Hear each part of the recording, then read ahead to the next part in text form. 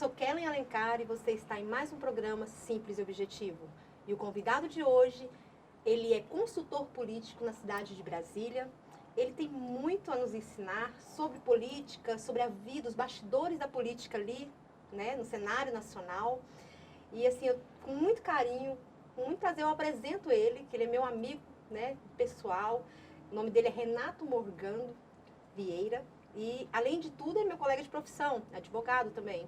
Então, seja muito bem-vindo ao programa. Tá? Eu sou, assim, muito ansiosa pela pauta, pelo que a gente já conversou nos bastidores. E eu espero que quem está nos assistindo vai aprender bastante sobre política, obviamente, né? Eu agradeço muito o seu convite. Demorou um bocadinho, né? Mas aqui estamos. É um prazer, minha colega de profissão, que eu admiro demais da conta. Futura mamãe, né? E estou à tua disposição, Kelly. Renato, você respira política, né? Pelo tempo que você está trabalhou no Senado, muito tempo, no Senado Na mesmo? Câmara. Na Câmara dos Deputados, né? E assim, você sabe muita coisa sobre política, passou por várias transições de governo. E assim, eu quero começar falando assim, você ainda está atuando ainda nos bastidores ali da política em Brasília? Como é que tá? Kelly, eu tenho 30 anos de serviço público. Desses 30 anos, eu passei 2 anos no então Ministério da Administração, presidente Itamar Franco. E em 1994, eu ingressei na Câmara dos Deputados, especificamente no dia 8 de junho de 94. Ali eu acompanhei vários presidentes da Câmara, vários presidentes da República. Na época, quando eu entrei na Câmara, era o presidente Itamar, estava terminando o mandato. Logo depois veio o presidente Fernando Henrique Cardoso, 2 anos do presidente Fernando Henrique, 2 anos do presidente Luiz Inácio Lula da Silva, 1 ano e um bocadinho da presidente Dilma. Aí houve o impeachment, 2 anos e pouquinho do presidente Michel Temer e com as eleições o presidente Bolsonaro até o dia de hoje. Então é um grande tempo, é um grande ensinamento que eu tive. Aprendi a trabalhar lá dentro, onde eu acompanhei muitas reuniões de CPIs, CPMIs, comissões como Comissão de Constituição e Justiça, Comissão do Trabalho, Comissão de Fiscalização, acompanhamento com os líderes e deputados de vários partidos, auxílio na elaboração de proposições, emendas à Constituição. E tive a oportunidade também de ingressar com ações diretas de inconstitucionalidade perante o Supremo, de interesse na época do Partido Liberal, e também na defesa penal de alguns deputados, porque antes do presidente Aécio Neves, os deputados, digamos assim, tinham uma imunidade ampla.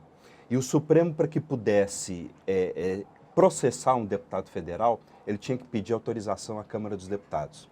Essa autorização chegava por intermédio da Comissão de Constituição e Justiça, e na CCJ os deputados começavam a se defender. E lá eu tive a oportunidade de defender alguns deputados do partido na época. Quando a CCJ negava o pedido, informava ao Supremo e a denúncia morria.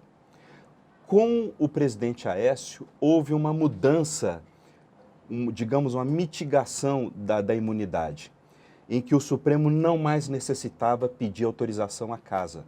Então, hoje você acompanha o drama de alguns parlamentares, não só deputados como senadores, em que a Procuradoria-Geral da República inicia com a denúncia, ou o ministro relator manda para a Procuradoria e, ao mesmo tempo, manda citar o parlamentar, e ali já começa o embate, a defesa e a luta do parlamentar para poder se desvencilhar daquilo. Ou seja, muita experiência mesmo. Gente, bocadinho. Como eu falei para vocês, viu? Mas eu só vou pedir licença aqui para você, né? Fica à vontade. Para fazer o meu merchan, que eu não fiz ainda, já Fica fiz o seu, né?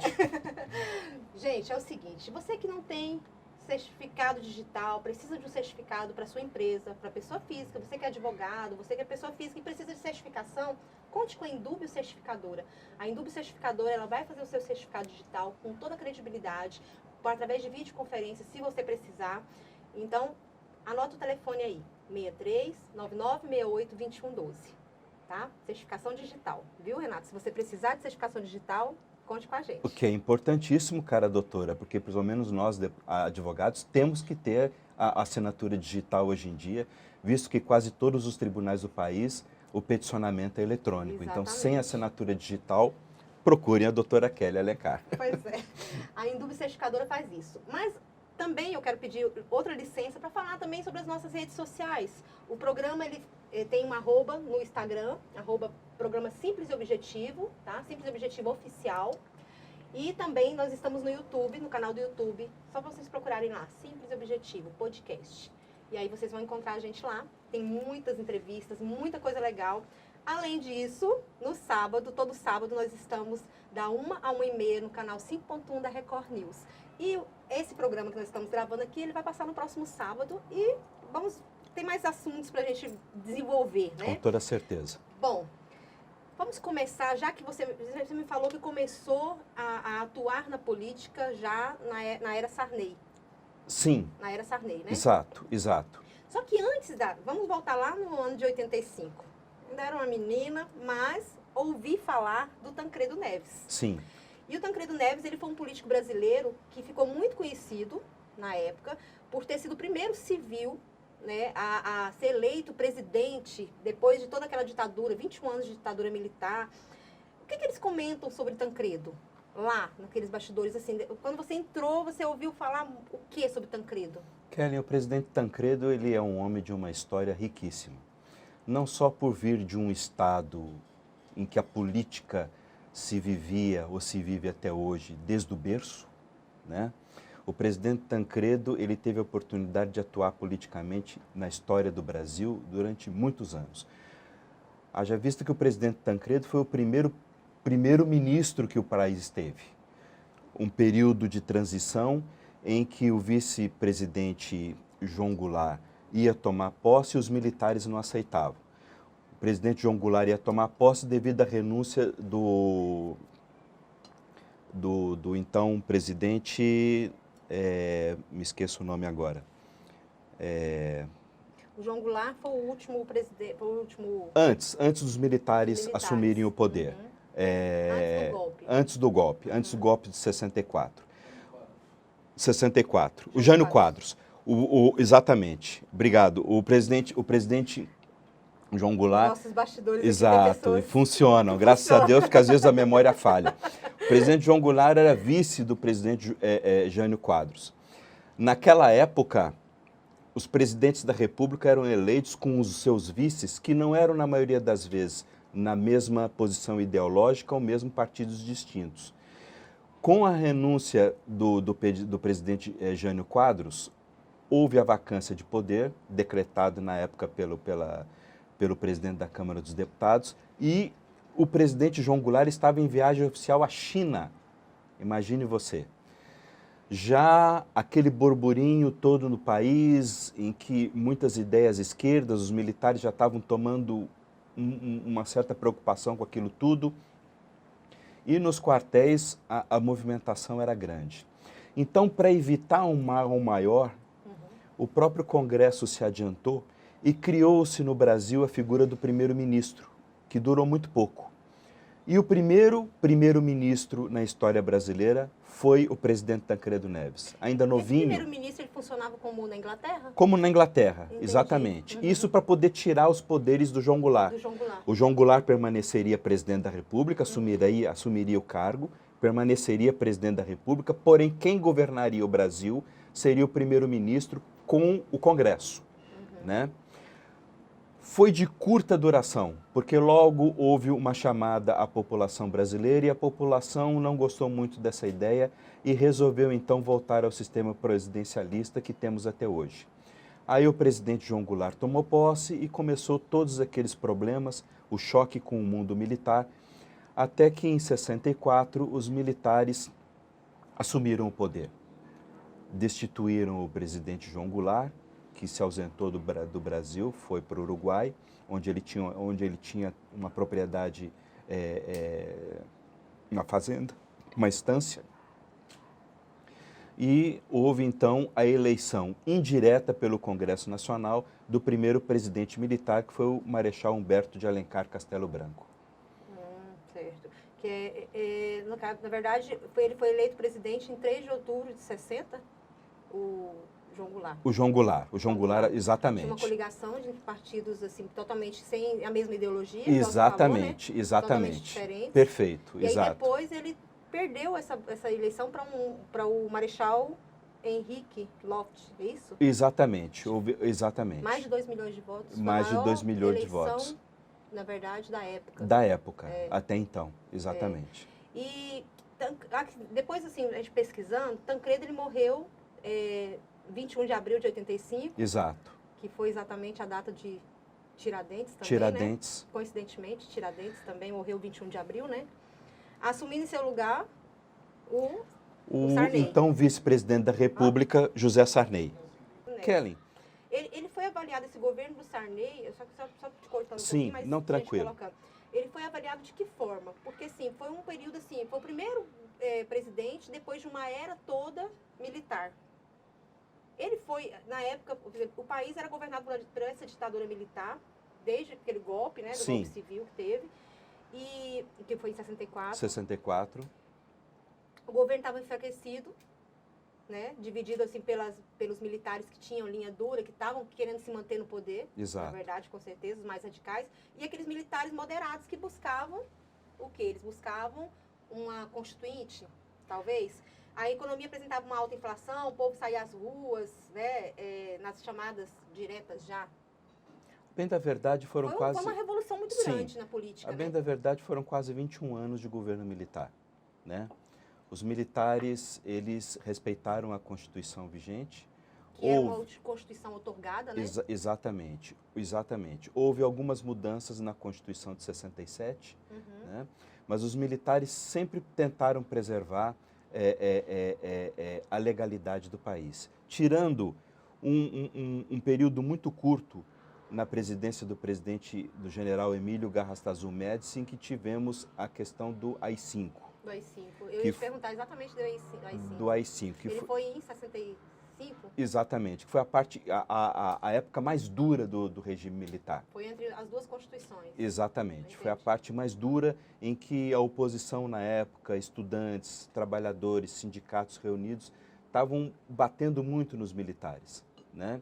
E os militares, então, ali endureceram o governo, endureceram a serviço. Exatamente. Então, houve algumas prisões, algumas pessoas desapareceram. Costuma-se falar, e historicamente, para ser muito justo, tivemos ditaduras muito mais, digamos assim, contundentes e duras na América Latina.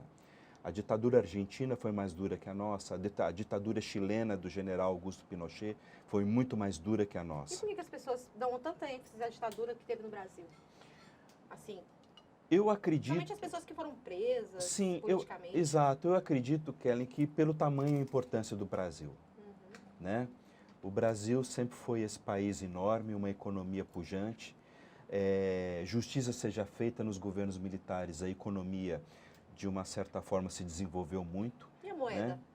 A moeda teve um início bem estabilizada. Na época militar? Na época militar. Ela começou a ter problema no finalzinho do governo general Geisel, com o início do governo Figueiredo, que foi o último respirar do período militar.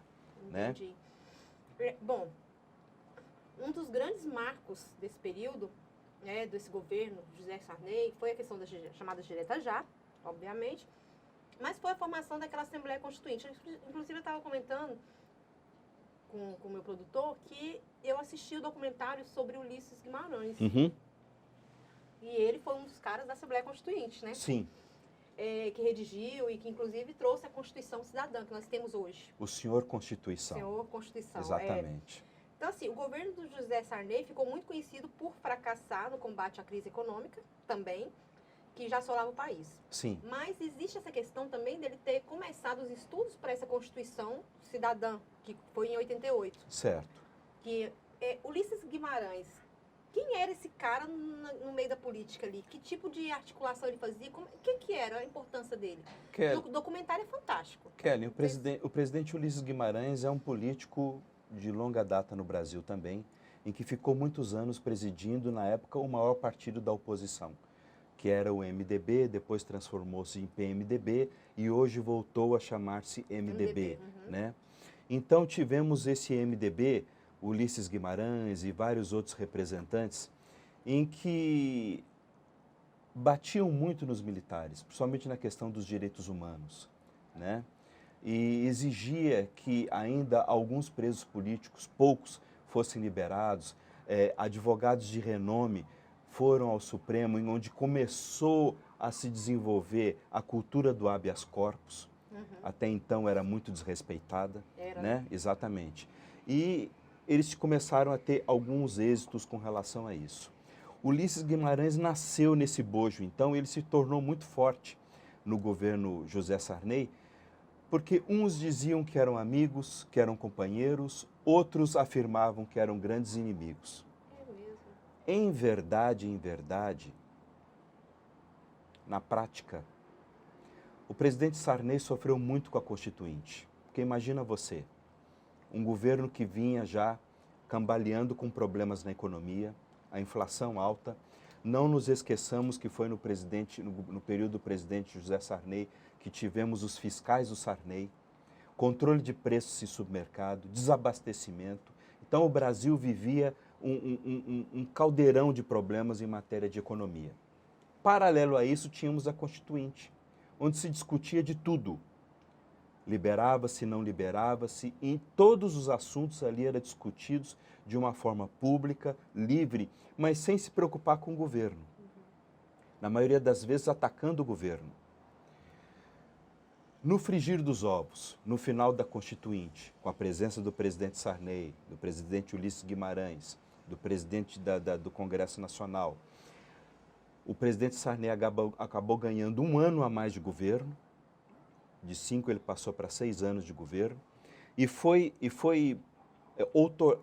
proclamada a Constituição Cidadã, e que hoje se critica muito essa Constituição, porque foi uma Constituição extremamente liberalizante, uma Constituição onde se tem muitos deveres e muitos direitos e poucos deveres, e uma Constituição que acabou tornando... Uma libertadora, né? Exato, uma Constituição que acabou tornando o Estado brasileiro muito pesado. Um Estado brasileiro em que os recursos eram sempre inferiores à necessidade que o Estado precisava, né? Você imagina, uma Constituição que estabeleceu a obrigatoriedade do SUS, Sistema Único de Saúde, uma Constituição que estabeleceu o artigo 5º da Constituição, direito de ir e vir, direito de habeas corpus, aquela questão da privacidade, em respeito à correspondência. Sim, sigilo das correspondências. Sigilo da correspondência. Então, é uma Constituição que abriu muito e que focou muito essa questão dos direitos humanos. E, como eu falei, repetindo, tornou o Estado muito deficitário, muito pesado. Foi muito sofrida esse governo Sarney, digamos assim, para ele como pessoa. Sim. Mas tinha um cara muito... Eu sou muito fã do Ulisses Guimarães pelo documentário que eu assisti. Certo. Eu achei assim fantástica a abordagem que eles fizeram. O cara teve 11 mandatos seguidos. O cara não completou o último mandato, mas era uma sumidade. O que faltou para Ulisses Guimarães chegar na presidência? O que era o cara? Kelly, se a gente se recordar, o presidente Ulisses Guimarães chegou a se candidatar à presidência da República. Chegou? Chegou. Na eleição do presidente Collor. Mas acredite, ele teve minguadíssimos votos. Por quê?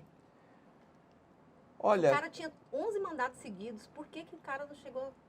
Talvez porque a população já começasse a vê-lo de uma forma desgastada. Um homem que apareceu demais praticamente todos os dias na Constituinte, sempre dando entrevistas, defendendo um assunto, defendendo outro. Um homem que teve os seus embates com o presidente Sarney. E Kelly, nós não devemos subestimar a racionalidade da população brasileira. Às vezes a gente imagina que o povo brasileiro não está entendendo, não vê, não se interessa, mas é um grande engano. O povo brasileiro que sofre todos os dias, acordando cedo, trabalhando o dia inteiro, chegando em casa cansado à noite, às vezes tendo que cuidar de filho e uma série de outros atributos, o povo presta sim muita atenção nas coisas. Sim. E o povo sabe sim quem é quem. Então, na minha forma de ver, o presidente Ulisses, ele teve esse desgaste natural do tempo. E ele tinha essa consciência.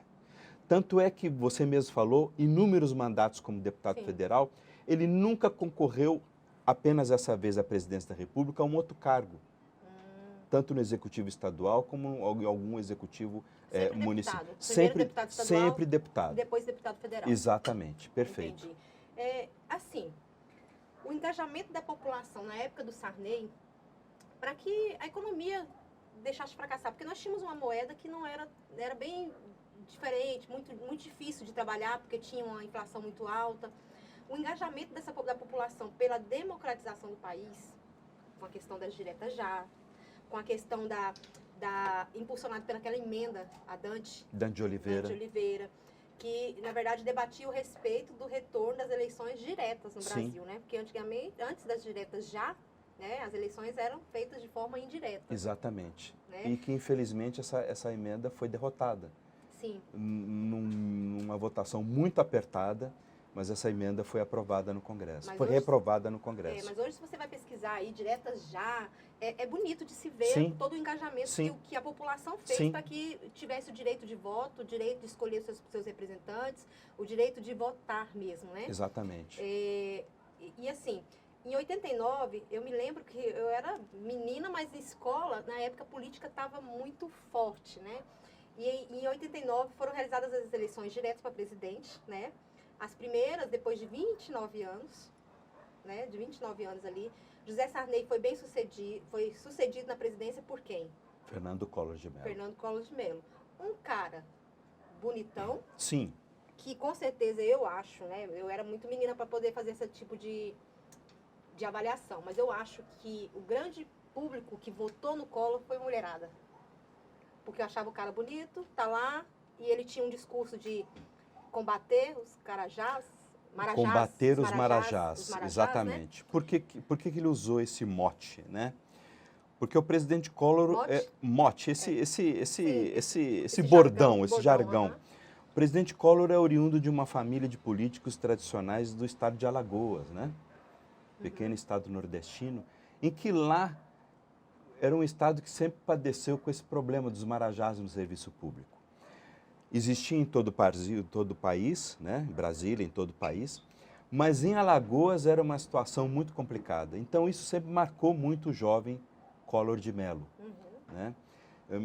Recordemos que quando ele se elegeu, ele tinha 39, 40, 41 anos de idade. Atlético, de fato, um homem bonito novo. Né? Costuma-se brincar que no Brasil o eleitor brasileiro não gosta de candidatos feios, né? ele vota muito por aparência, muito por aparência. E só complementando o detalhe que você levantou, sim, ele teve uma votação muito expressiva no eleitorado feminino, mas também nos jovens. Então não é boato, não. Realmente foi isso. Mas também nos jovens. É mesmo? Que encontrava no presidente Collor algo diferente.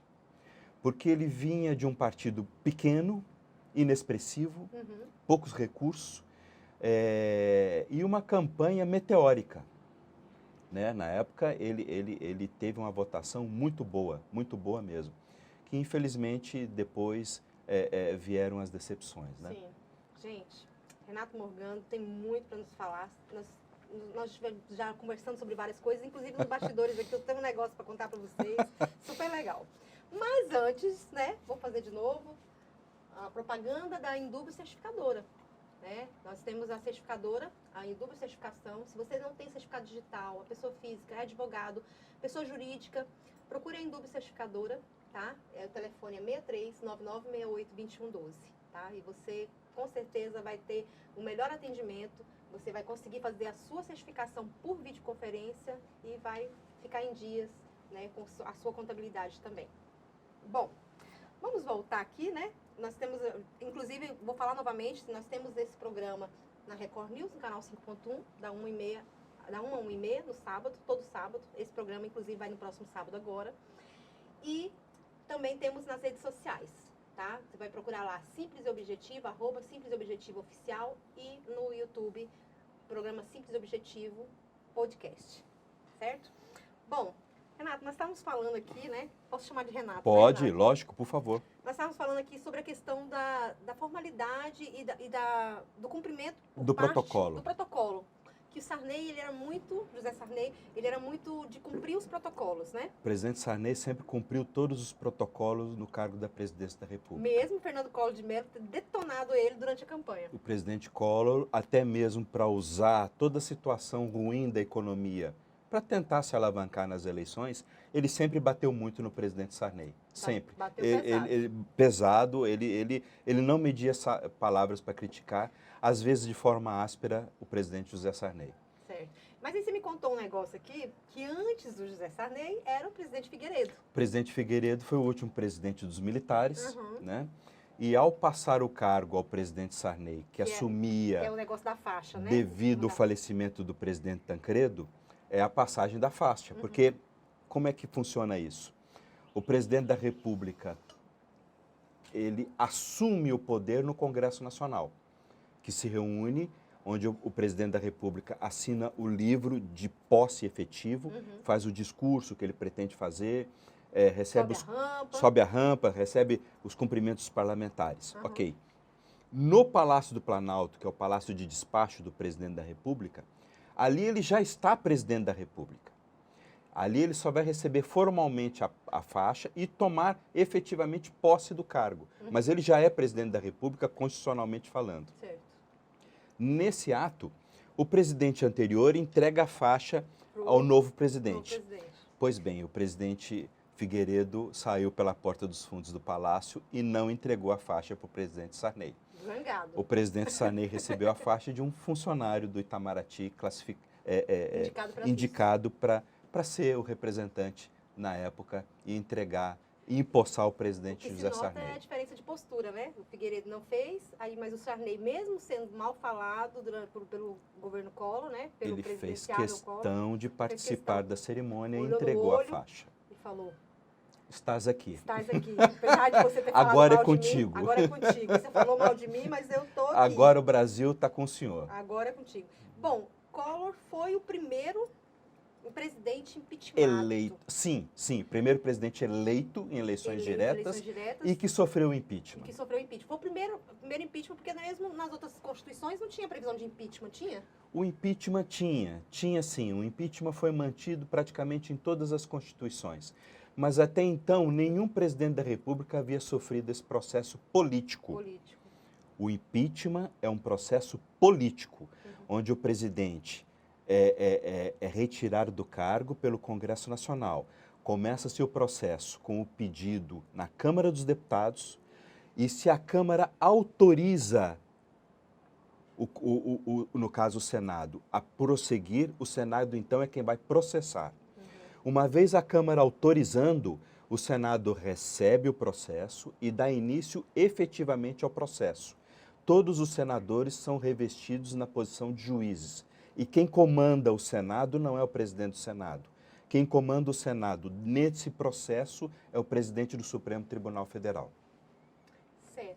Antes da gente falar um pouco sobre essa questão do movimento do impeachment, porque para mim foi um movimento, né? Eu lembro que o Brasil parou, eu ainda era uma pré-adolescente, mas eu lembro que os jovens foram para as ruas. Sim. Pessoas assim que mal entendiam, mal tinham o direito de votar praticamente, né? 16 anos praticamente, você conseguia votar. Sim. Mas tinha gente que estava ali. Não sabia nem o que era impeachment, mas estava ali na rua. Exato. Né? Mas assim, antes disso, antes dele ter sofrido esse impeachment, como que você avalia o governo Collor? Kelly.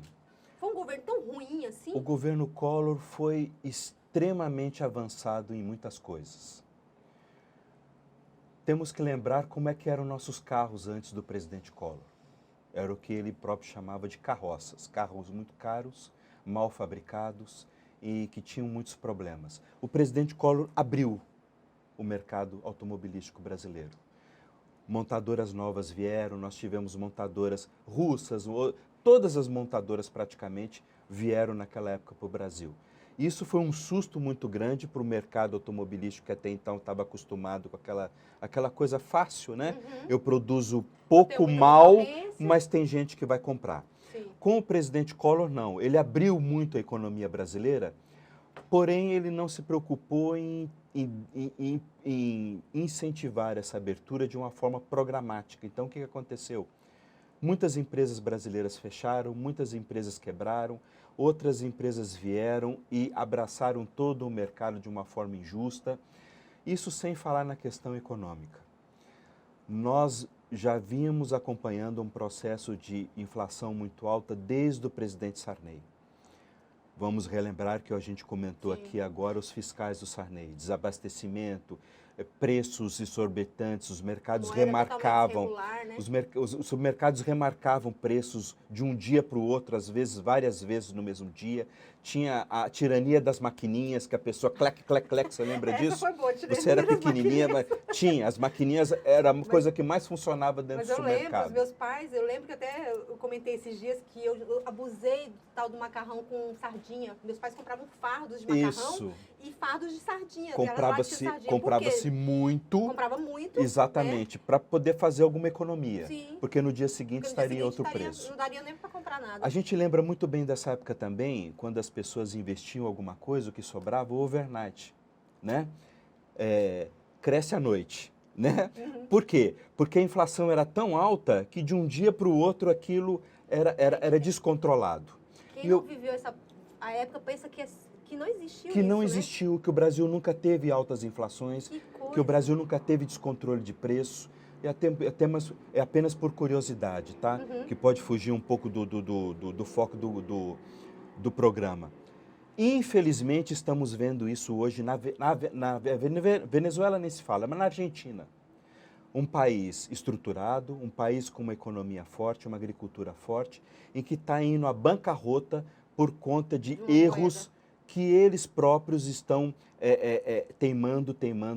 A Argentina hoje não tem uma moeda, o peso é uma moeda fraca, é uma moeda de fantasia, tudo é dolarizado, falta combustível, falta diesel e estão começando a ter desabastecimento justamente por causa disso. O presidente Collor herdou isso e ele não soube lidar bem com isso. Na época, ele nomeou também a mulher e a ministra Zélia Cardoso de Mello, que por curiosidade foi casada durante algum tempo com o humorista Chico Anísio, exatamente, e hoje, salvo engano, ela mora nos Estados Unidos. E nessa época tivemos o bloqueio das contas dos brasileiros. Aquele negócio, confisco das poupanças, o confisco das poupanças, que foi o maior trauma que a população brasileira teve. Até hoje, né? Até hoje, na verdade, muita gente chora por causa disso. Suicídios, empresas quebraram, famílias se desestruturaram, porque de um dia para o outro o dono de uma empresa não tinha mais dinheiro, por exemplo, para pagar os funcionários, para pagar impostos, para pagar absolutamente nada. A dona de casa tinha o dinheiro muito curtinho para fazer uma compra, então foi uma desarrumação numa economia que já estava em frangalhos. Por que Collor fez isso? O que tinha na cabeça dele? Você imagina assim, que você estava ali. O que ele imaginava que fosse fazer? Kelly, foi o início de um plano econômico que foi proposto a ele pela equipe da ministra Zélia Cardoso de Mello, em que se tinha na época a concepção de que, uma vez bloqueados os recursos nos bancos, o Brasil tinha lastro para poder evitar a subida dos preços, evitar a hiperinflação, evitar o descontrole. O que acontece é que, infelizmente, foi um tiro no pé. Por quê? Infelizmente, eu digo que poderia ter dado certo. Algumas poucas, mas famosas e importantes pessoas já sabiam do confisco. Então, uma semana, 3 dias, 4 dias, foram lá e limparam as contas. Isso tudo a população ficou sabendo muito pouco tempo depois. Então, isso causou uma revolta muito grande no brasileiro. Uma revolta muito grande. Imagina. Segundo, o presidente Collor não conseguiu fazer uma comunicação efetiva perante a população, como foi feito no Plano Real. Você pode criticar tudo no Plano Real, mas ninguém pode criticar que o próprio presidente Fernando Henrique Cardoso e a sua equipe souberam falar de uma forma simples, prática, direta, explicando para a população qual era o objetivo passo a passo que o governo estava fazendo com aquilo. Vamos lembrar rapidamente a URV, que foi a transição. Eu tinha uns 13, 14 anos, quando teve isso, né? Isso, Eu lembro que existia uma educação política explicando como exato. a URV era calculada. Era calculada, E como aquilo exatamente. ali refletia no bolso do brasileiro. Exato. De forma muito clara. Muito clara. Fazendo uma alusão ao meu programa, simples e objetivo. Perfeitamente. Tanto é que tivemos, nesse período, entre a URV e o estabelecimento do real, o que eu costumo brincar do paraíso no Brasil, em que um real valia exatamente um dólar. Uhum. Então aí muita gente saiu para viajar, para isso, para aquilo, foi uma festa. Foi. Né? Eu me lembro que até eu mesmo aproveitei um pouquinho. E se você for ver, o presidente Fernando Henrique soube colocar todo o poder e toda a força política da presidência da República perante o Congresso Nacional para aprovação das medidas provisórias que fizeram o pacote do Plano Real.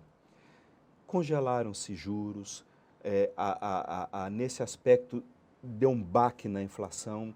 Isso tudo o mercado financeiro sofreu muito, muita gente perdeu muito dinheiro.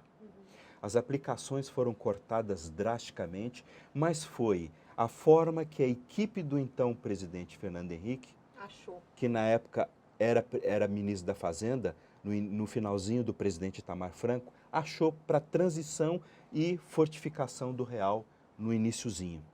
O que o presidente Collor não fez. O Itamar Franco, ele era ministro também da Economia do Collor? O presidente Itamar Franco era vice-presidente do presidente Collor. Quando ele foi impeachmentado, quando ele, né? do impeachment, o presidente... Mas ele tinha muito conhecimento de economia, né? O cara era fantástico. Era um político antigo. Antigo. Era um político e que foi prefeito da cidade dele de Juiz de Fora, foi governador de estado, foi senador. Então era um político muito experimentado. Muito embora falavam que era um homem de difícil manejo com ele, porque ele tinha uma personalidade muito forte. Então, mas mesmo assim, ele soube, como é que eu vou dizer, tirar o nome dele de campo, digamos assim, para dar holofote ao então ministro da Fazenda dele, Fernando Henrique Cardoso, que acabou se elegendo, com o real, e o presidente Itamar acabou sendo esquecido. É uma grande injustiça que se faz com o presidente Itamar. E a história vem consertando isso. Assim, como se o Fernando Henrique fosse o salvador da pátria, porque ele chegou e mudou a moeda e mudou várias coisas. Até certo ponto é verdadeiro isso, Sim. mas a gente não pode esquecer que quem era o presidente da República, quem autorizou, quem assumiu o ônus... Os primeiros estudos, né? Foi o presidente Itamar Franco. Sim. E deixou o então ministro Fernando Henrique, presidente da República, depois, totalmente livre para formar a equipe dele. Sim. Voltando para o presidente Collor, veio o impeachment com problema de restos de eleição, que é algo que a gente tem até hoje. Escândalos, às vezes, o dinheiro que sobra aqui, o dinheirinho que sobra ali, que não é contabilizado, quando a Justiça Eleitoral não faz a prestação de contas como tem que ser feita. Na época existia uma figura central chamada PC Farias, que era o tesoureiro do presidente Collor. Eita, eu ia chegar nesse cara. É a figura... Que o PC Farias era uma sombra, mas que tinha um poder muito grande. Era o tesoureiro do presidente Collor. O PC Farias foi o tesoureiro durante toda a campanha, e quando o presidente Collor se elegeu, ele se afastou naturalmente, mas ele não perdeu o poder dele. Continuou nomeando, trabalhava nos bastidores. Continuou fazendo os negócios dele, até que posteriormente foi assassinado. Morte essa que até hoje ninguém explica. Sabe? Você acha que ele foi apagado? Morte, como é que é? Silenciado, digamos silenciado, assim. Acabaram com o arquivo vivo, né? E o presidente Collor foi empichado, que é um procedimento político por conta de uma elba. Você lembra dessa elba? Eu ouvi falar alguma coisa dessa elba. Um carrinho sem vergonha, simplesinho. O que é a elba? Que não foi declarada perante a Justiça Eleitoral. Mas ele foi impeachmentado por causa disso? Não só por causa disso, Não, mas sim, aquilo mas ali foi, digamos assim... O fio da meada. Quando você vê a pena de uma galinha e quando você puxa, vem a galinha junto. Sim. Né? Então, aquilo trouxe uma série de outras coisas. E aí tivemos aquele problema seríssimo que o irmão do presidente Collor, o irmão mais novo, Leopoldo Collor, salvo engano, foi à revista Veja, deu aquela declaração enorme, bombástica, dizendo que o presidente Collor sabia de tudo, que tinha sobrado muito dinheiro mesmo, que ele tinha enriquecido. Em suma, o Congresso abriu o processo de impeachment. A Câmara autorizou, o Senado começou com o processo. Na época, o presidente do Supremo era o ministro Sidney Sanches. Ele presidiu todo esse processo. Um dia antes dos senadores votarem, o presidente Collor encaminhou a carta de renúncia. Por que ele fez isso? Pelas normas da Constituição, quando o presidente da República é retirado do cargo por impeachment, ele perde todos os direitos políticos durante 8 anos. É a pena. Além de perder a presidência da República, ele ainda fica inelegível por 8 anos. Imaginou o presidente Collor que, ingressando 1 dia, 2 dias antes com uma carta de renúncia, a renúncia é uma vontade privativa da pessoa, subjetiva. Ele achou que impedia o impeachment. Subjetiva. Se eu tenho um cargo, eu posso renunciar sem justificar e ninguém pode me obrigar a que eu seja demovido dessa ideia ou não. Isso é uma decisão minha. Sim. Assim fez o presidente Collor. Acontece que o Senado não engoliu isso. E continuou com o processo de impeachment. O presidente Collor, por votação quase que esmagadora, recebeu o impeachment e ficou inelegível por 8 anos. Tipo assim, é como se ele não tivesse renunciado. Exatamente. Mas eu vou te contar uma história assim, bem curtinha aqui. No Tocantins aconteceu isso. Você não é daqui? Não. Aconteceu isso. O último governador que teve, inclusive o nosso governador hoje que está, ele é um governador que ficou, ele está cumprindo esse mandato restante. Que era vice do anterior. Do anterior. O anterior chegou 1 dia antes de ser impeachmentado e renunciou. 1 dia antes. Todo mundo achou isso absurdo, mas então você está me contando aqui que o Collor fez isso. O Collor tentou isso lá atrás e o Senado não engoliu. O Senado não aceitou. A Assembleia aceitou. É uma questão política. Volto a repetir para você. É um processo e uma punição política, não jurídica. Uma outra curiosidade. O Supremo Tribunal Federal, na mesma época, inocentou o presidente Collor por falta de provas. Então, foi uma punição política. Vamos andar só um pouquinho a título de curiosidade? Presidente Dilma. Presidente Dilma teve um mandato de 4 anos, se reelegeu para mais outro de 4 anos, porém, um ano e pouquinho, quase 2 anos, ela sofreu o processo de impeachment, sendo a segunda presidente da República a sofrer esse procedimento. Rapidamente, por quê? Porque ela ludibriou as contas públicas. O que ela fazia? Ela usou os bancos públicos, Caixa Econômica, Banco do Brasil, para que eles dessem empréstimo ao Tesouro e ela usasse esse dinheiro sem repor imediatamente. Então, contabilmente, ela jamais poderia ter feito isso. O Tribunal de Contas da União, quando da análise das contas da Presidência da República, a condenou em cima disso. E o Congresso Nacional, por isso, por esse documento do Tribunal de Contas da União, deu início ao processo de impeachment da Presidente da República. Que é conhecido como pedaladas fiscais. Pedaladas fiscais. É certo também que o Presidente da República... Assim, normalmente, os presidentes fizeram isso, sim, né? Sim. Acontece que ela fez descaradamente. Ela abusou, digamos assim. Mas, Kelly, não é só isso. O Presidente da República não perde o cargo só por conta disso. O presidente da República perde o cargo eminentemente por falta de apoio político na sua base, na Câmara e no Senado. E a presidente Dilma já não tinha base nenhuma. Era uma presidente da República que se fechou no palácio, de difícil acesso, de difícil negociação. Ela, como pessoa, ela sempre foi uma pessoa muito fechada, muito difícil de se lidar. Então, digamos, na prática, deputado e senador já estava cansado da presidente Dilma. Aproveitar a situação e, na mesma forma, pediu para a Câmara autorizou, o processo foi para o Senado, os senadores viraram juízes. Na época, o presidente da República era o ministro Lewandowski, que presidiu, com uma diferença. O presidente Lewandowski uniu-se com o presidente do Senado e do Congresso Nacional, Renan Calheiros, figura que todos nós conhecemos muito bem, senador por Alagoas. A presidente Dilma foi empichada, porém não perdeu, não deixou de ser elegível, não perdeu a inelegibilidade por 8 anos. Por quê? Porque os senadores encontraram uma forma, na minha forma de ver, injurídica, política, mas injurídica, e tiraram a presidente Dilma do poder, mas ela poderia se eleger a qualquer cargo nas próximas eleições. O presidente Collor, na época, se revoltou com isso. Ele foi para o plenário e fez um discurso longuíssimo, 2 pesos e 2 medidas. Mas, graças a Deus, como a gente acabou de falar, não pela presidente Dilma, mas reafirmando que o povo brasileiro sabe muito bem o que faz. A presidente Dilma tentou se eleger senadora por Minas Gerais e não obteve o número de votos necessários para se eleger. Falando mais uma vez sobre a certificadora, se você não tem certificação digital, não tem certificação como advogado, como pessoa física ou pessoa jurídica, procure o seu contador, tá? E procure a Indúbio Certificadora, tá? Telefone 63-9968-2112. Bom, vamos retomar a nossa conversa aqui, Vamos né? lá. Sobre Collor. Ainda vamos finalizar rapidinho. Ok. Collor morava ali na casa da Dinda. Da Dinda. Né? E na época fez um mega jardim.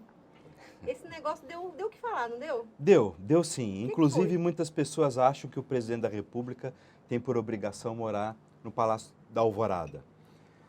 A presidência da República é composta por praticamente 3 palácios. É o Palácio do Despacho do Presidente, que é o Palácio do Planalto, fica na Praça dos Três Poderes.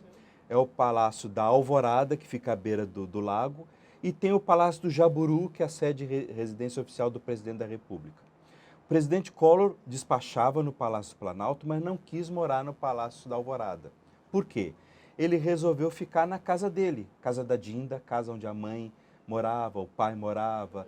A família já vinha ali muitos anos, que fica no Lago Norte de Brasília. Então, por isso teve esse nome, porque era algo familiar para ele. Algo familiar, a Casa da Dinda. E, como você bem mencionou, a Casa da Dinda, um terreno muito grande, uma casa relativamente simples, mas muito espaçosa, muito grande. E, na época, construiu-se um chafariz, um jardim enorme, né?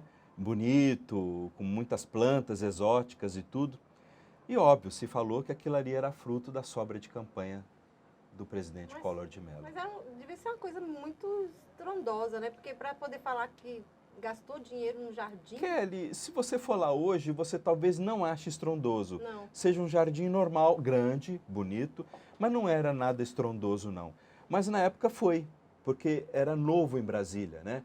A construção de uma cascata, que as águas desciam, então ficou uma coisa meio exuberante, né? Um oásis no meio do cerradão, né? Mas é engraçado isso, só para reafirmar, o presidente da República não tem por obrigação morar na casa oficial, ele pode morar onde ele quiser, sendo que isso vai dar mais trabalho para a segurança. Sim. Porque a segurança vai ter que fazer todos os procedimentos necessários para a segurança do presidente da República, né? Assim fizeram na Casa da Dinda. Entendi. Falavam que ele mexia com magia negra. Isso procede? É até engraçado falar, né? Mas não sei. Alguns vizinhos comentavam que às vezes de madrugada ouviam uns batuques, umas coisas assim, um pouco estranhas. Kelly, o brasileiro ele vive esse sincretismo religioso, né? É capaz da gente, se a gente perguntar aqui quem é católico, quem é isso, quem é aquilo, todos nós vamos dizer somos católicos, porque na verdade fomos criados dentro da Igreja Católica. Mas a partir do momento que você vai desenvolvendo, conhecendo outras coisas, você vai vendo outras correntes, né? Você vai talvez enveredando para o espiritismo ou para as igrejas batistas, evangélicas e por aí vai. Falava-se muito, nunca foi provado nada. Essa que é a realidade. Se houvesse, ele não seria o primeiro. Mas com toda certeza nunca ninguém filmou ou comprovou nada. Certo. Bom, depois do Collor, nós tivemos a aéreo PT. Foi isso? Sim. O presidente Lula finalmente chegou ao poder. À presidência da República depois de diversas tentativas. Né? O próprio presidente Lula perdeu as eleições para o então presidente Fernando Henrique durante 2 vezes. né, na primeira eleição, também. por Collor também, exatamente. Aí, enfim, o presidente Lula conseguiu chegar à presidência da República e passou a faixa o presidente Fernando Henrique Cardoso. Diz hoje o presidente Fernando Henrique que passou a faixa de uma forma muito alegre, muito contente, né? Mas não foi bem o discurso do começo, né? Não foi, nunca foi. Nunca foi. Nunca foi. Hoje é. E assim também não foi o discurso do próprio presidente Fernando Henrique e de muitos próceres do PSDB, inclusive o ex-governador Alckmin, quando estourou os escândalos do mensalão, né? Assim, não conheço. O petrolão, tudo que era lão no finalzinho do PT estourou. E o PSDB colocou a boca no trombone. Isso eu sabia. Fernando Henrique falou, Alckmin falou várias vezes. A internet é uma bênção, Kelly. A internet não deixa ninguém esquecer absolutamente nada e a internet não tem ideologia, não tem partido, não tem cor. Ela é aquilo. Falou, tá gravado. Lula passou por 2 mandatos, né? Sim. Eu me lembro, assim, né, do primeiro mandato do Lula, que foi aquele estouro no Brasil, porque o cara que representava o pobre, né? Aí começou com várias campanhas, com várias coisas. Foi, a minha análise bem rasa, foi um bom governo, os primeiros 4 anos do Lula, né? Depois mais 4 anos, que foi onde estourou todo o mensalão, os lão, né? Todos os lão possíveis. Exatamente. Depois veio a sua sucessora, Dilma. A Dilma, presidente Dilma. Presidente Dilma. Ou como ela gostava de ser chamada, presidenta. Né? E aí depois ela foi reeleita novamente. Sim. Né? Por mais 1 ano e meio, 2 anos que ela ficou? Não, não ficou. Ela ficou 1 ano e pouquinho e logo sofreu o processo de impeachment por conta das pedaladas, como você mesmo lembrou. E logo após assumiu, então, o presidente Temer, certo. Que era o vice da Dilma e terminou o mandato. Talvez não dê muito tempo da gente falar sobre isso, mas assim, bem rapidamente, o que Dilma fez para ser impeachmentada foi uma questão que muitos outros governos faziam também, né? Sim. As pedaladas fiscais. Sim, faziam. Isso que a população que segue, né, a esquerda fala que foi um golpe. A própria presidente Dilma defende essa tese. Defende essa tese. Né? Acontece, Kelly, que existiu aí alguns pontos que diferenciam. Primeiro, foi a primeira vez que o Tribunal de Contas da União, de uma forma praticamente unânime, reprovou as contas da presidente Dilma. O Congresso Nacional não tomou nem... Que são as contas do primeiro mandato. Exatamente. O Congresso Nacional não tomou nenhuma atitude fora os acordos aprovados pelo TCU. Vamos lembrar que o TCU hoje é considerado um tribunal, porém de uma forma errônea. Na verdade, a Constituição reza que o Tribunal de Contas da União é um órgão técnico e de assessoramento do Congresso Nacional. Como no Brasil, infelizmente, as coisas tendem a crescer, ainda mais na fase da soberba, né? Salários, contratação de servidores. Então, digamos que permitiu-se que o Tribunal de Contas tivesse essa designação de tribunal, ministros e toda aquela pompa e circunstância. Mas, a bem da verdade, a Constituição é muito sucinta e clara. O Congresso Nacional não fez nada além do que foi decidido no Tribunal de Contas. E outra coisa, então, Kelly... Na verdade, o Tribunal de Contas impeachmentou a Dilma. Sim. E outra coisa, vamos relembrar também. Isso está muito bem registrado em anais do Congresso, na internet. Houve um desgaste do Partido dos Trabalhadores. Os partidos dos trabalhadores, como você bem lembrou, começou com o presidente Lula nos seus primeiros 4 anos, depois o segundo mandato. Os primeiros 4 anos, nos 2 anos principais, digamos que o presidente Lula seguiu à risca aquela carta à nação que ele fez, você se recorda? Sim. De seguir a dogmática econômica do presidente Fernando Henrique, o respeito à moeda, o respeito ao Banco Central.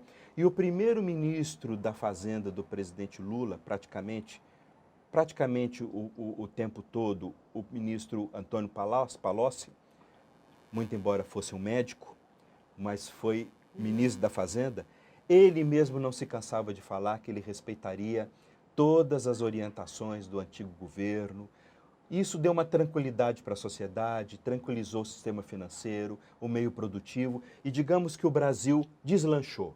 Foi. Mas não foi só isso não, Kelly. O Brasil teve sorte, e foi sorte mesmo, porque pegou o mundo numa quantidade enorme de recursos. Então, o mundo investia no Brasil. O Brasil cresceu, o Brasil teve seu desenvolvimento, muitas coisas prosperaram. Conseguiu pagar a tal da dívida externa, né, que eles falavam tanto? O que isso não é muito verdade também, não. Não. O que o governo brasileiro amortizou de uma forma considerável foi a dívida em dólar. Mas a dívida interna, essa, ele jamais pagou. É, a dívida externa, no Exatamente, caso, né? exatamente. E outra coisa, alguns empréstimos no exterior em que eram tidos como laço do tesouro, esses permaneceram também. Então, o que o presidente Lula falava é que ele não dependia mais do FMI, do Banco Mundial, desses organismos internacionais. Fora o que o Brasil devia e provavelmente ainda deve, de uma maneira mais controlada, a empresas estrangeiras, a países, isso aí nunca se tocou. O que pesou, Kelly, e isso é óbvio, opinião minha, mas você pode comprovar pela imprensa, foi a sede com que o PT foi nas empresas estatais, nos cargos públicos, nomeando sem controle. O Poder Executivo teve um inchaço inacreditável de nomeação de cargos em comissão. E nós começamos a ter graves problemas em empresas como Correios, Petrobras, BNDES, Eletrobras, ou seja, Tem uma intervenção as, também, né? as Brás, né, começaram a sofrer com o governo do PT.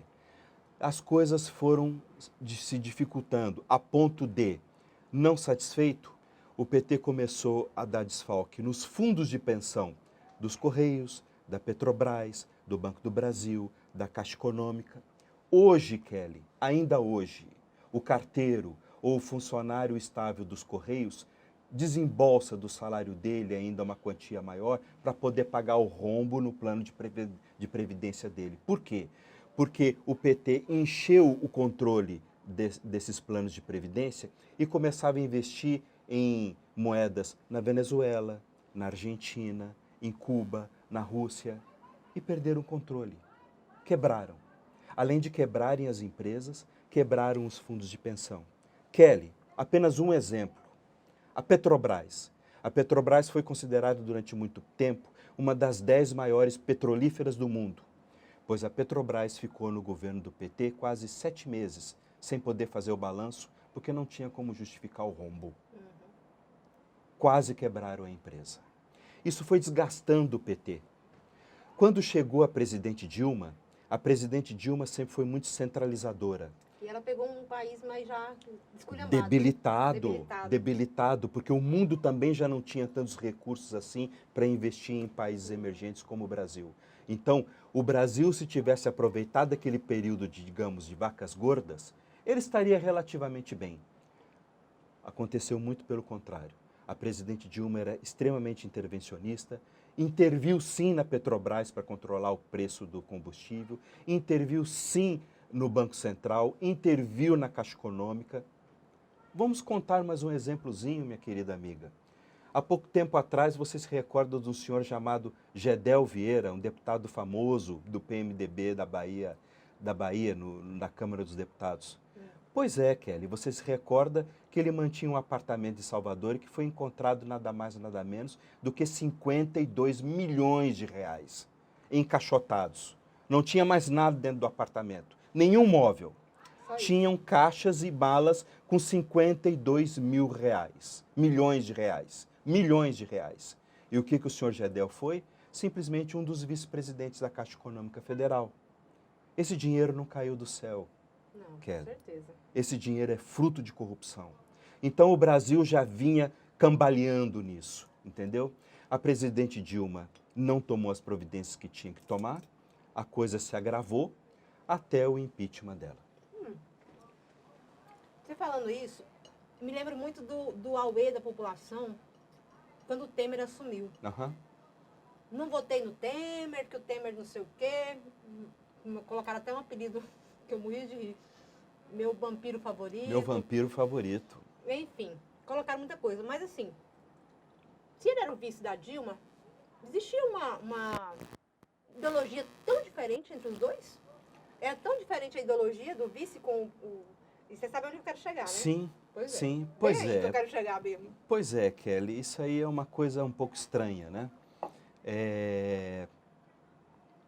Relembremos um pouco da nossa conversa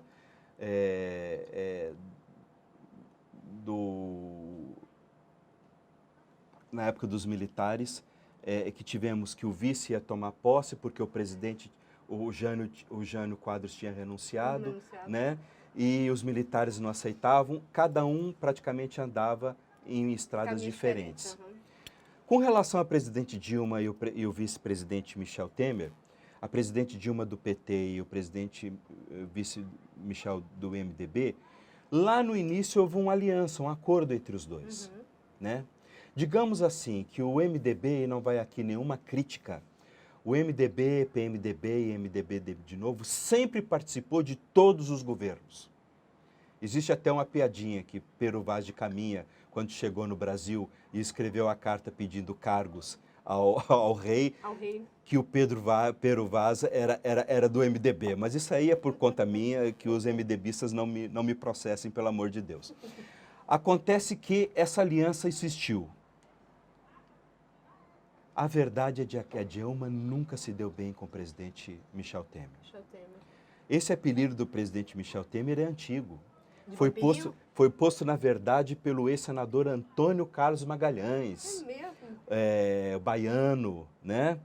E que também não se davam bem. Eu me recordo bem que o presidente Michel foi presidente da Câmara e o senador Antônio Carlos Magalhães, presidente do Senado. Eles viviam em turras. E o presidente Antônio Carlos falava que o Michel Temer era o mordomo da casa do vampiro, porque ele sempre tinha aquela fleuma, né? Aquela fala muito bem imposta, né? Aquele jeitão. A Dilma nunca tolerou o Michel. E, a bem da verdade, o presidente Michel também nunca tolerou a Dilma, porque era complicado lidar com ela. Então, a questão da vice-presidência foi questão de conveniência política. Conveniência. E aí é onde eu quero chegar. Depois do Michel Temer, foi eleito Bolsonaro. Presidente Bolsonaro. Presidente Jair Messias Bolsonaro. E hoje, né, no cargo de reeleição, nós estamos diante da mesma coisa que teve na época de Dilma e Michel Temer. Nós estamos com Lula e Geraldo Alckmin. Lula e Geraldo Alckmin, que de um lado. De um do PT, o outro do MDB. O outro do PSDB. Que é praticamente a mesma coligação, né? Exatamente. E assim, apenas uma curiosidade, né, Kelly? É curioso isso, né? É curioso. Que já tá digamos assim. Repetindo figurinha.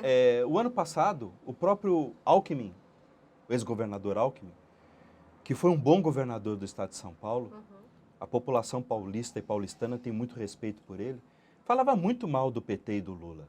O próprio presidente Fernando Henrique. Mas, assim, a capacidade de esquecimento dessas autoridades é inacreditável. Mas, graças a Deus, existe internet. Nós estamos aqui. Né? Obrigados. Você tocou no ponto do presidente Bolsonaro. O presidente Michel Temer cumpriu o seu mandato, tentou fazer muita coisa, fez a reforma trabalhista, que foi muito importante. Sim. Foi muito importante. Você, como advogada, sabe tanto quanto eu.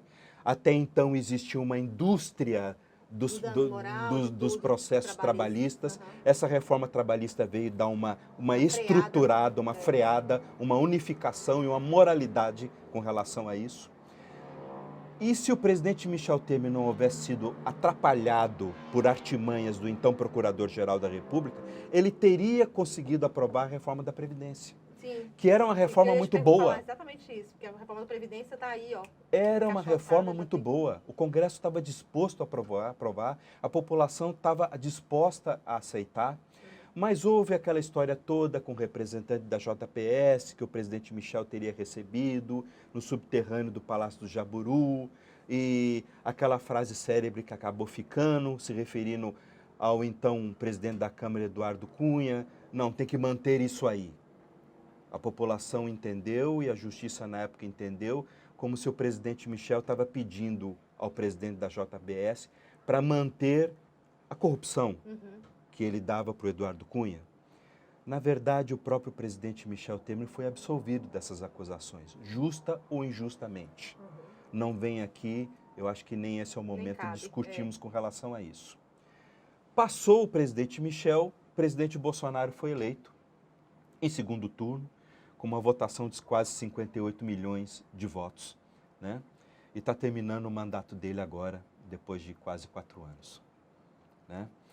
O presidente Bolsonaro teve os 2 primeiros anos difíceis, onde pandemia, e onde no início ele brigou muito com o Congresso, porque o Congresso vinha num processo, digamos assim, de vício de nomeação de ministros, nomeação de técnicos, nomeação de diretores de estatais, e o presidente Bolsonaro vinha naquele ímpeto de fazer diferente. O presidente Bolsonaro ficou praticamente o mesmo tempo que eu na Câmara, 28 anos. Eu convivi muito com ele. Como deputado federal, ele sempre foi um deputado, digamos assim, de baixíssimo clero, ele mesmo fala isso. Cansei de assistir o presidente Bolsonaro fazendo discursos às sextas-feiras, onde estava apenas ele e o presidente de ocasião e mais ninguém dentro do plenário. Ele falava para as paredes, essa que é a realidade. Mas ele ia lá e cumpria o papel dele. Era um homem até no início, digamos, um pouco ríspido, muito duro com as palavras e sempre defendeu as causas anti-aborto, as causas da família, as causas da religiosidade. Esse sempre foi e as causas militares. Então aí onde você fala, não é verdade, não é uma figura que ele criou para ser político. Não. Ele sempre defendeu esses valores mesmo, né? Sempre, sempre. Bom, então assim, se a gente vai falar agora sobre essa questão do Bolsonaro, automaticamente tem um reflexo com essa mudança de governo no Supremo Tribunal Federal e no TSE. Sim. Né? Porque agora o Fachin parece que está saindo, né, o ministro Fachin, que é ministro do Supremo e hoje também presidente do TSE, né? ele sairá às vésperas das eleições. Quem deverá fazer a apuração das eleições é o ministro também do Supremo, Alexandre de Moraes. Então, Alexandre de Moraes assumirá o TSE praticamente na apuração das eleições, no fechamento e na posse. É ele que deverá dar posse ao novo presidente da República. Presidente da República, e nesse embate com o Bolsonaro, Kelly, sabe Deus o que vai acontecer. Exatamente. Né? O presidente Bolsonaro vem batendo nessa mesma tecla há muito tempo. O presidente Bolsonaro, como deputado federal, ele foi ator de um projeto e que teve votação praticamente unânime na Câmara. Rapidamente, o que dizia o projeto? O projeto não acabava com as urnas eletrônicas. O projeto simplesmente determinava que a Justiça Eleitoral colocasse uma impressora acoplada na urna, fosse questão do voto auditado, onde, né? O voto seria impresso e cairia automaticamente nessa urna vedada. Foi aprovado pela Câmara, foi aprovado pelo Senado, o TSE não achou óbice nenhum. Na época, o ministro o presidente do TSE era o ministro... não era o ministro Barroso, era... Lewandowski? Não. O ministro Gilmar Mendes, que é o atual decano do Supremo. Tá. Ele deu declarações achando a ideia muito boa, a presidente Dilma vetou. Voltou para o Congresso derrubou o veto, mantendo. Aí o Supremo considerou inconstitucional. Por quê? Porque ele achou que o ato de imprimir o voto e deixar o voto ali guardadinho quebraria o sigilo do voto. E que a Constituição, você melhor sabe direto, tanto, secreto, universal e periódico. Exatamente. É um dos dogmas da Constituição e uma das cláusula pétrea. Aí o Supremo colocou uma pedra. Isso aí.